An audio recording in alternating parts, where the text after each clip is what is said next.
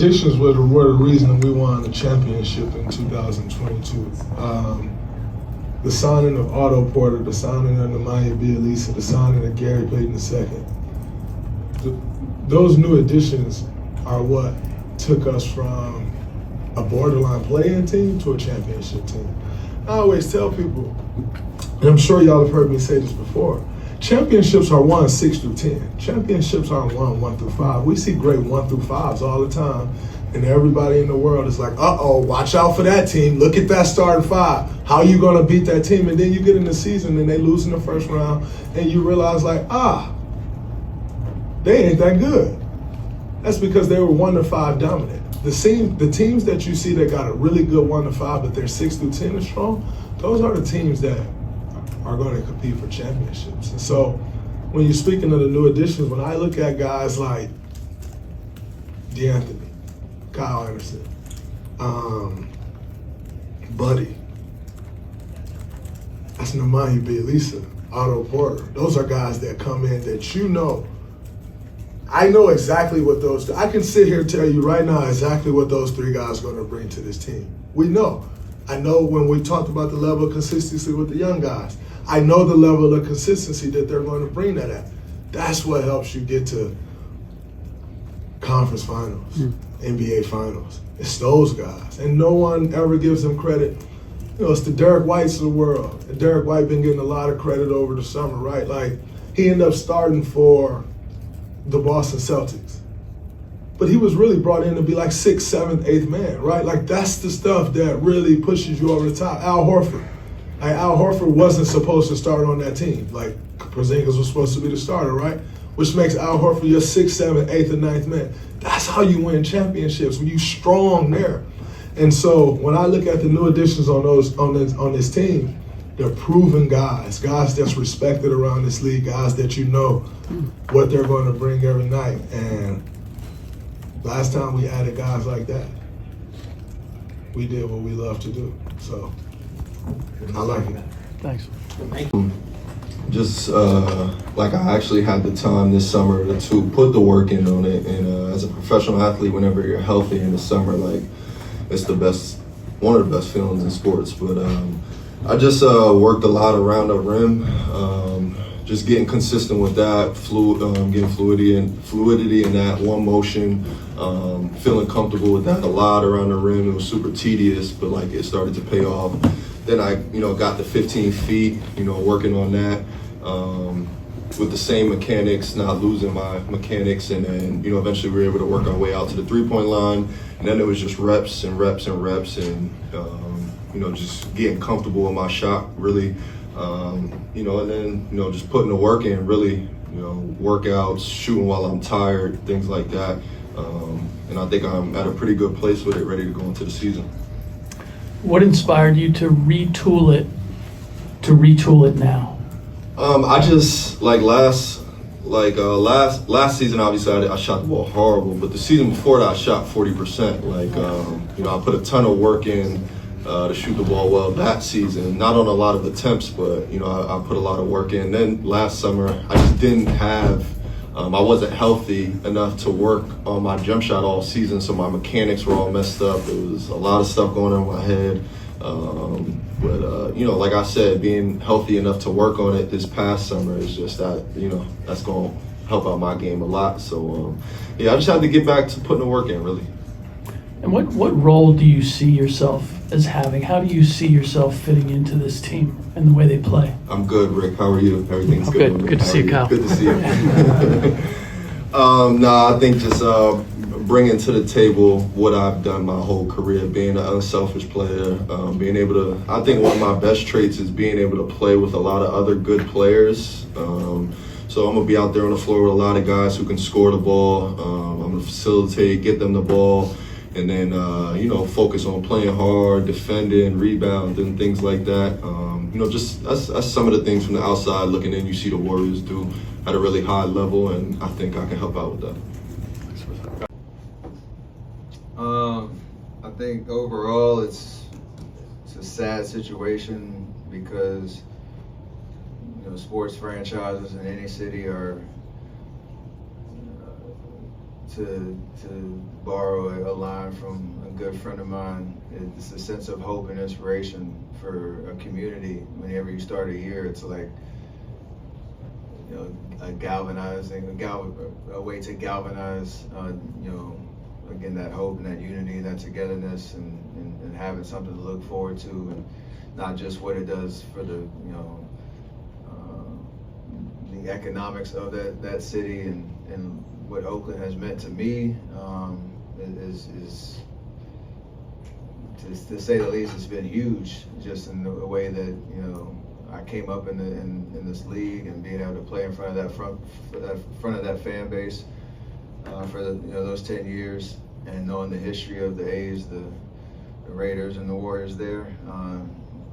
It sucks, but to your point around what me and Aisha are trying to do within Oakland, it's a matter of supporting the community that supported us when we were coming up, and making sure that we still plant our flag there and have a significant presence there.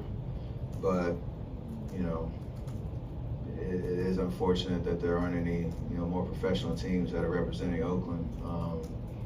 You know, specifically just because of how much, you know, history there is around you know, sports, and that fandom and that sense of pride of being from Oakland. So I don't know how you kind of work around how tough it is, but for me and Aisha, obviously we want to, you know, make sure we continue our work there, especially through the school district, and creating opportunities for the next generation to achieve their full potential. But other than that, you have to admit how sad it is for everybody.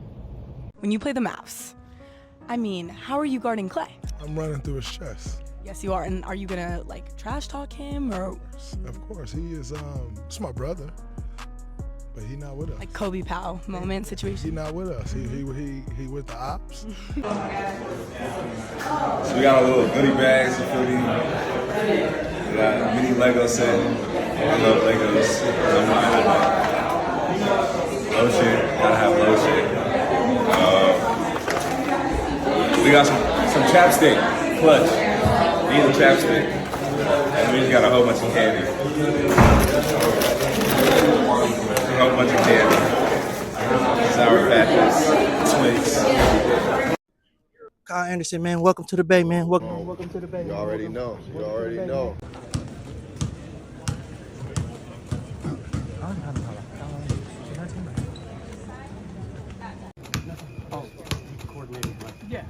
Yeah, nothing. So I was checking it out. Yeah, we're looking for the rumors. Oh, is there somebody? Well, I mean anybody. Oh, yeah. Nothing. Oh, coordinated. Yeah. Yeah, nothing. So I was checking it out. Yeah, we're looking for the rumors. Oh, is there somebody?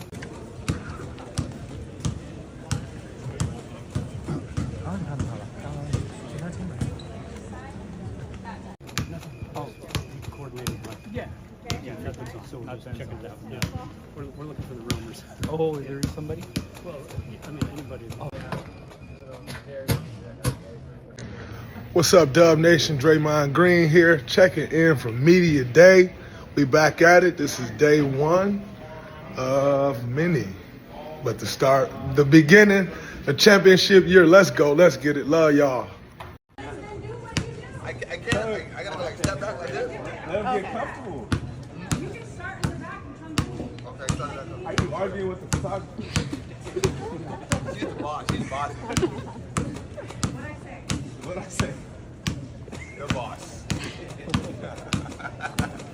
We're in the game. Okay, we're in the game. We locked in. Locked in. They're ready. All right, cool. Oh my God. Oh, we got you. Yeah, come on, we in here. We here. I'll come back. I'll come back. I'll come back. Hey, Gee. Oh, that was great. Thanks.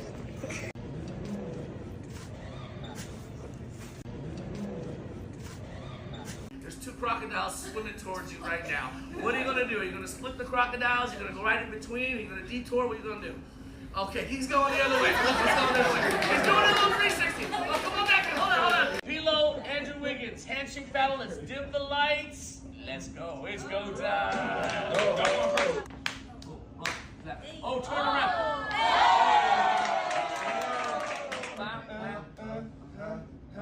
Popcorn player.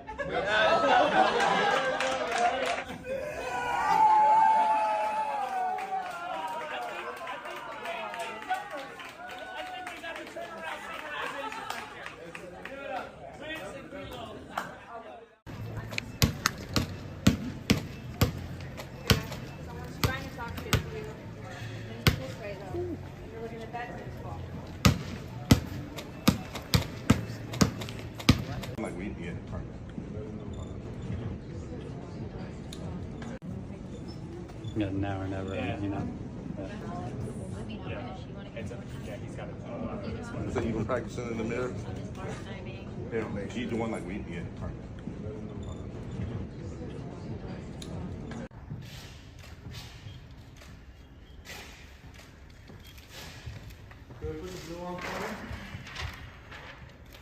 Fantastic bobblehead, gold medal bobblehead. Oh, speaking of gold medal, let's look at the next version of it.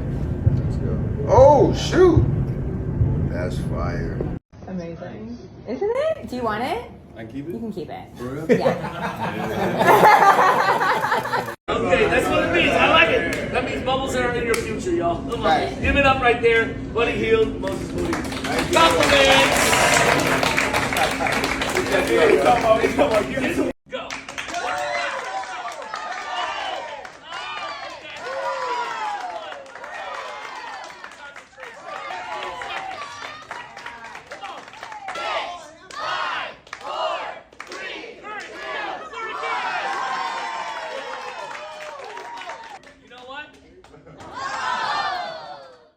All right, ready? 3, 2, 1. Fire. Always great to see you. Thank you. Appreciate it. Nice to meet you, brother.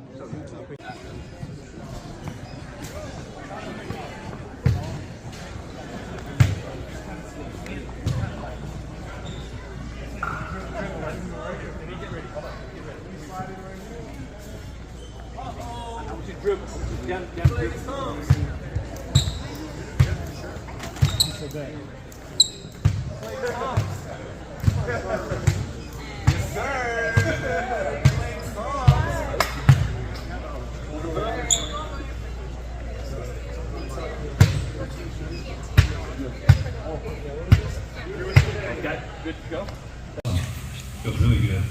And then second of all, when you saw this team in the finals, obviously you envisioned yourself, but you know, just what areas can you see yourself helping this team not only getting back to the finals, but winning on the championship? I think my game complements the roster very well, especially from a perimeter scoring aspect. I think I'll help space the floor for guys like Luka and Kyrie to do their thing, and then just being here this week and playing with our team and building chemistry with our big guys and our guards, giving our offense kind of a whole new dimension.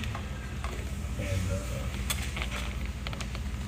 I can see us, I mean, that's why I was here in the first place, because I saw how close they were to winning the championship, and the opportunity to do that again, I don't take it for granted, and I'm gonna work my hardest to try and get us back there. I think from an XL standpoint, I'll have to adjust to maybe playing off such good creators. You know, in Golden State, it was very motion-based offense. But I mean, just being able to play with Luka for the last few days, his ability to pick and roll is like maybe the best I've ever seen, and you know, it'll be fun to play with him in those sets because he draws so much attention and he gets so many open looks from the perimeter. So I'll be there to knock him down, and then I think it will take a couple weeks, you know, just to get used to this new system, but luckily opening night's not till the 22nd, I think, so this preseason might be the most important one I've had in so many years, and you know, I can't wait to get going tomorrow and learn this system, but I do know I'm a hooper, so I can adjust accordingly, and I look forward to doing that.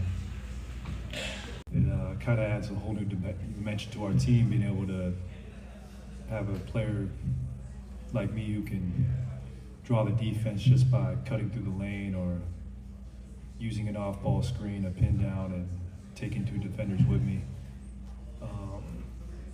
But I know I'll have to obviously adjust to Luka. Luka's the system. He's an MVP front runner, and that's a huge reason why I came here, was to help alleviate some of the pressure he deals with on a nightly basis, and then the defenses he sees. And you you saw that in the finals. You know, they had so many big wings to throw at them. So hopefully we can get a great chemistry going, and we'll try different lineup combinations. But at the end of the day, it's a great problem to have. You know, someone who can. Just as much talent we have, it's a really good thing. Jason Kidd was talking about what happened in the finals. He said the Mavericks couldn't shoot and said you can. Kyrie said that with you here, now their dreams are possible. What does that mean? You've accomplished everything in your career, but what does it mean to hear that, you know, from your new coach and a new star teammate? It means a lot. It gives me confidence to keep working hard and be myself. Obviously, Kyrie and I have a deep history, being drafted together, same class, to competing against each other in the finals, to gold medal victories. So that was a huge reason why I am here, was because Kyrie spoke that highly of me, and him believing that I could help us achieve those goals. And also with Mr. Kidd, I mean, what a legend. I grew up watching him, and you watch his highlight tape, there's still, Luka's close, but there's still passes that have never been done before that he was doing. And I'm just excited to learn from him. What a great basketball mind he has, and wow, that means a lot that they really believe those things, because I do too, and I'm so excited to get to work. I love this team, and being around these guys for the last 8-9 days has been amazing, and I think we have all the ingredients for a championship. Like, we played 5-on-5, but I think the best thing that I learned was from Steph. Steph just playing without the ball. So, like, the last few days we've been playing 5-on-5, I just be cutting, and I get easy shots. So I think I learned the most from Steph.